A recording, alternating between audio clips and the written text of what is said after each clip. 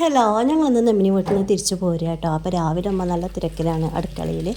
എനിക്ക് കൊണ്ടുപോരാനും റോനൂസിന് അവിടെ നിന്ന് കഴിക്കാനുമായിട്ട് ഇഡ്ഡലിയും ചട്നി അതുപോലെ തന്നെ ചിക്കൻ ഫ്രൈ ഒക്കെ ഉണ്ടാക്കിയിട്ടുണ്ട്. നല്ല സോഫ്റ്റ് ഇഡ്ഡലിയും തേങ്ങ ചട്നിയാണ് കേട്ടോ.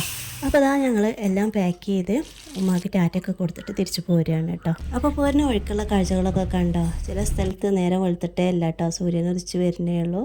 അപ്പോൾ കയറ്റവും ഇറക്കവും വളവും തിരിവും ഒക്കെ കഴിഞ്ഞിട്ട് നമ്മളെ നാട്ടിൽ നിന്ന് നമ്മൾ തിരിച്ചു പോരാണ്ട് കണ്ടോ. സൂര്യോദയമൊക്കെ കണ്ടില്ലേ.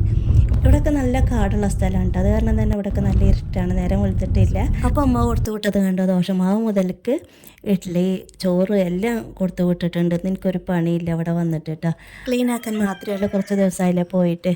അപ്പോൾ ചായ കുടിക്കാൻ ഇഡ്ഡലിയും ചട്നിയും ചായ ഉണ്ടാക്കിയിട്ടുണ്ട് കേട്ടോ. അപ്പോൾ നമ്മളെ അമ്മമാരൊക്കെ ഉണ്ടാകുമ്പോൾ ഇതാണ് നമ്മളെ ഭാഗ്യം എന്ന് പറയുന്നതില്ലേ. എല്ലാവരും ഉണ്ടാക്കി തരും. അപ്പോൾ ഒരു സ്കൂൾ ബസ്സാണ് അത് പോണത് കേട്ടോ.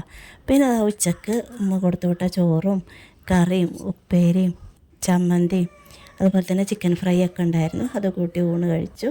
സത്യം പറയാൻ എനിക്കൊന്നൊരു സങ്കടം പോലെയായിരുന്നു കേട്ടോ. കാര്യം ഇതുവരെയും കുട്ടികളും ഉമ്മയും ഞങ്ങളെല്ലാവരും കൂടെ ഒരുമിച്ചൊരു വീട്ടിൽ നിന്നിട്ട് ഇവിടെ ഒറ്റക്കായപ്പോൾ താഴെയുള്ള കുട്ടികളും സ്കൂളിൽ പോയിട്ടുണ്ട്. നമ്മൾ മുകളിലാണ് താമസം. അപ്പോൾ ഫുഡൊക്കെ കഴിച്ച് ഒന്ന് ഉറങ്ങി എണീറ്റു.